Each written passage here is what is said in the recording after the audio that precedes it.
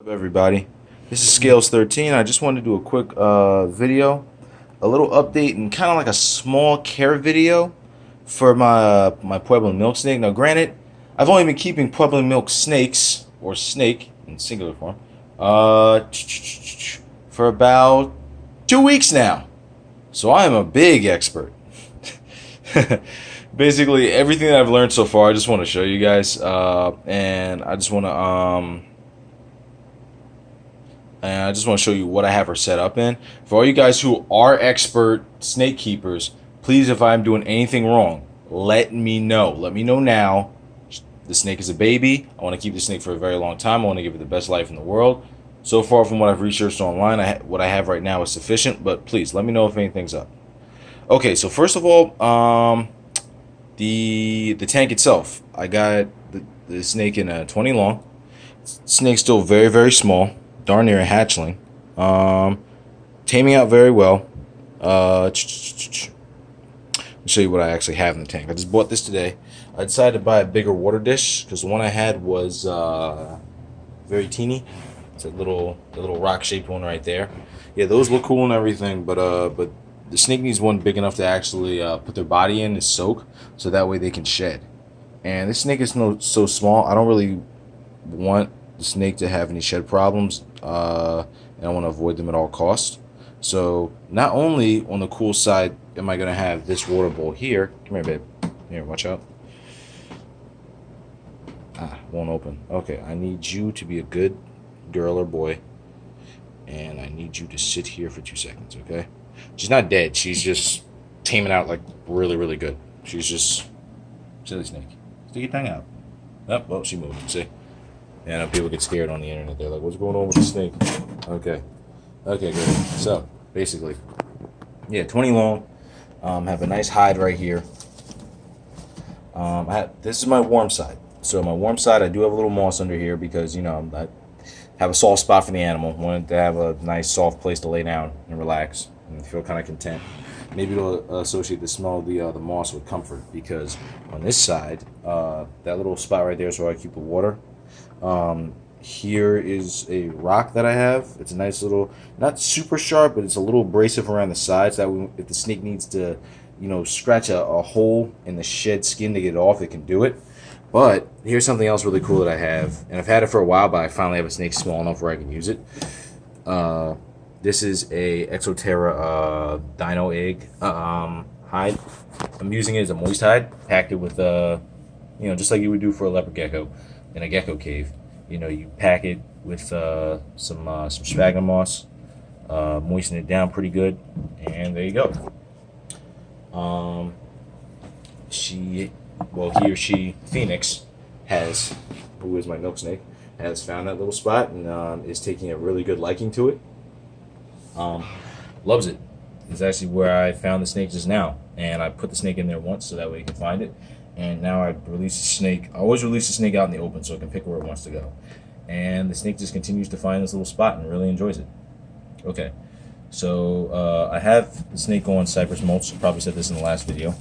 I used a different brand of cypress mulch this time than the one that I keep my blue tongue on. I keep my blue tongue on just regular Zoomed forest floor. This was a different brand I saw in Petco and I picked it up. I don't really like it. It's got bigger pieces, and when I dig through that sphagnum moss, the Zoomed forest floor, it doesn't poke my hands or give me any discomfort. You know, the grains are like very small. Like the biggest you might see, or maybe you might get an odd one that's like big like this, but that's like in the whole bag. But most of them are about this size. This one, a lot of them are like this size, and they're like a little pointier. And if it gives me any discomfort just digging through it, I don't want it to give the animal any discomfort. So when I clean the tank, I mean, the snake's doing fine so far, and I'm sure like other people who have used this one is just fine. It's a reptile. You know, I have soft hands. I'm a mammal, human being. But yeah. So basically, yeah, next time I'm probably going to use forest floor just because it's easier to deal with. But what I like about the cypress mulch bedding is that it actually holds moisture a little better. Another thing I started doing a little bit, even, is just in case. So the snake's really comfortable. A small corner of the tank where I keep the water bowl, I try to keep that little bit right there kind of like nice and moist, along with the moist hide. So that way it has like a nice area where it's like, okay, I want to sit in the water bowl, I want to drink some water, I want to get moisture in my skin. I could scrape off the dead skin on the rock right here. So this whole area is almost going to be like the area where the snake can actually happily shed. And over here is where it has the heat. And the cool thing about the hide here is it's nice and flat on top, just like a log that was chopped down by people, obviously, in the wild. A snake can sit right up on this, curl up, and sun itself. Now, as a fixture, I have the Zoom Ed Double Dome with a force-rated UVB and a 75-watt night bulb. That way the animal gets some heat and some UVB.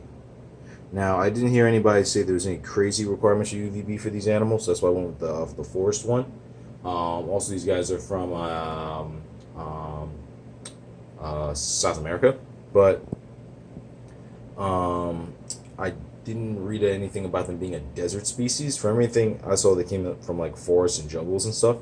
So if I do need a desert rated one, let me know, but that's what I'm using for now. And yeah, that's pretty much this simple setup I have right now for my snake. And my snake is very awesome, and my snake loves me. No, I'm kidding. I know they're, scientifically speaking, they're incapable of that. A couple guys on here will probably rip me for that just because it sounds so, I guess, silly. But, nah, snakes tame me out well. And as I say that today, well, right now, she's making a liar of me because she goes and runs around. There we go. But yeah, when I pick her up, she doesn't dart now. She just kind of hugs me. Say hi. But yeah, this snake is awesome. A very awesome snake. Don't get me wrong. It's not like a replacement. Like I wish I had my garter snake back right now. I wish I could have had them both. I wish I had found this snake while I had my garter snake, and then then I would have 5 tanks right now instead of 4. Miss her a lot, but like I miss Ekans a lot. But this is a really, really awesome snake, and I'm just glad that I can focus my mind and my energy on something, something new and something positive. But he's a cool snake. The colors are awesome too. I know it's kind of like a basic snake, but honestly, guys, like I said before in one of my other videos, I'm a lizard guy. Blue tongues, iguanas, geckos. Eventually, I want to get a tegu.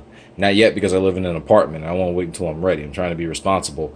As awesome as they are, and every season I know when those little baby tegus are hatching, and everyone's putting pictures on Instagram. I'm like, ooh, I want a tegu, and I've been researching them, like watching videos on them for like years. But I'm just not ready yet. But chameleons, swifts, those are the animals I started looking into early on in like high school and stuff. So I'm really a lizard guy. Lizards are my favorite animals, but snakes also hold a very, very awesome place in my heart, so to speak, while it's sounding all like silly and emotional and crap. But yeah, I really, really like snakes. I don't like that people demonize them and say that they're bad just because they're snakes. I know people have a natural fear of snakes, but honestly, it's ignorance. Human beings need to get over that. Snakes are awesome. The majority of the snakes around the world are not even venomous. Yeah, they can be really, really cool. It's only the second snake I've ever had. And for me, I'm not really into the giant pythons. When I mean giant, I mean like Burmese pythons and stuff like that. From what I've read, they need to be in a smaller tank because they're not super active. They kind of, it's a big tank, but just big enough to kind of house the animal and to kind of just sit there. And then the excitement you get is when you feed the thing like a rabbit once a week or something like that, and it takes down this big prey. They're powerful. They can be a bit dangerous and stuff. I'm going to have kids and stuff.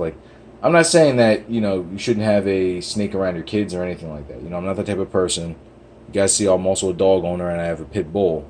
So I don't believe in animals being super vicious just because of its species or breed or any of that junk. But, what I'm saying is, I'm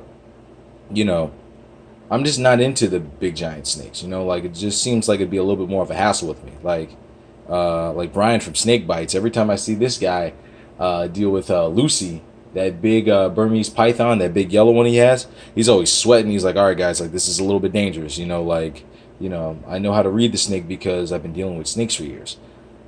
Like I said, not a snake guy. I don't have a ton of, except for collecting garter snakes in my backyard, I don't really have a ton of of experience with snakes. But what I like is I like colubrids, you know, rat snakes, milk snakes, garter snakes. Obviously, I was in love with my garter snake, you know, something nice and small. You keep in a 20-gallon, and you know, hold, and you know, they got the cool colors, and they eat smaller prey.